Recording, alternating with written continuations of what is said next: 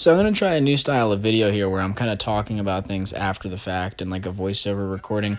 I recently got an experience to go and farm sit for a friend on like a fully operational farm that focuses on sheep. You can see some of the sheep there. They also have some pigs and some small reasonable sized gardens, small for a market farm, but much larger gardens, than I have going on. And I want to talk about this whole system. You can see their donkey here, Zoe. This is my friend Evan. And back to the pigs munching on some food. But yeah, this whole farm, like I said, it's mainly focused on sheep in an agroforestry setting. So you can see here all of these small trees and shrubs. Those have been intentionally planted in a lot of the pastures, and the sheep get managed rather intensely. They're moved with electric fencing every 1 to 3 days, typically. Depending on the size of the paddock, they might be in a place, shorter or longer, depending. But typically 1 to 3 days, they're getting moved onto new pasture. And so you can see this is a move in process. I'm opening the gate, trying to encourage the sheep to go into the next pasture. And you can see that they have eaten a lot of the grass back this time of year. What they leave behind is mostly not palatable to them. And they did a really good job kind of hammering this pasture down. This was kind of a weird move that we were doing right here, where like the sheep, in order to get into the next pasture, they had to kind of go turn 90 degrees to the left out of that gate and run up the road a little bit. So they were a little confused. Typically they have a more straightforward move, but this one was kind of squirrely. They do eventually go. But yeah, you can see all the young trees planted in here, and the agroforestry system is great because they're using native trees for the most part that are well adapted here with no inputs other than the animals being around and dropping their manure and urine. The trees do great. They provide shade for the animals. They provide habitat for wildlife, insects, birds, all sorts of stuff.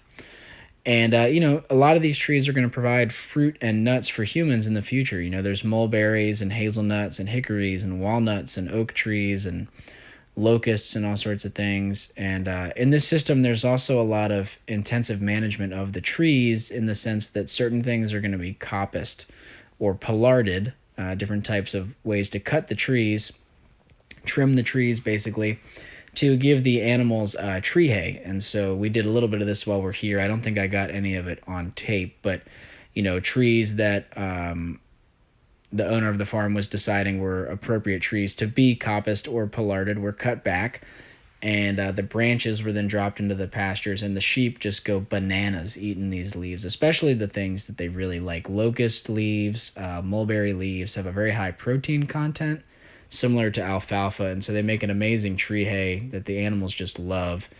You can see them happy that now that they finally figured out this move and they're going into this next pasture here, getting ready to go and eat.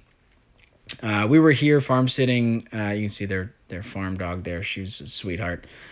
This was late July. We were going through a bit of a heat wave. It was really hot while we were here, so that did make things a little bit challenging. But even in the heat, moving these animals was really easy. The way that this electric fencing was set up didn't take a lot of time or effort. You can see I'm examining the dust on my truck. That's more from driving around dirt roads at our farm than this farm. And here's one of these sheep. I forget this one's name. This one was bottle fed and is very friendly with humans, and so now we're going to cut and just see some of the scenery of around the gardens and whatnot, some of the flowers.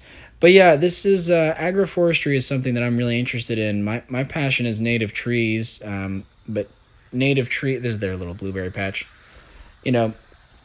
Native trees evolved in systems with animals, whether it was the bison and deer back in the day, or whether it's people managing animals like this. Trees do really well with animals integrated into them, and animals do really well in pasture systems with trees integrated into them.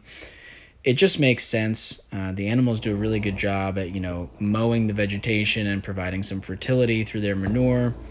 If you move them frequently enough, they're benefiting the soil. They're not harming it.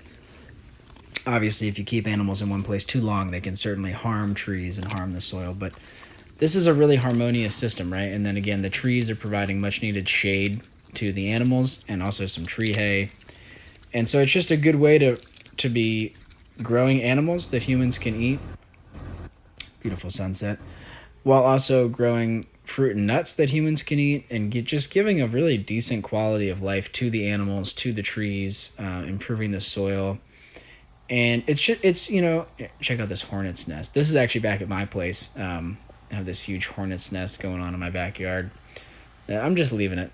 But anyway, it was such a valuable experience to see a farm environment like this that's already established in my bioregion. You can see a lot of this out on the internet, but it's cool to see it in my region and kind of envision what our place could look like 10 years down the road if we go a similar route. So, hope this was cool.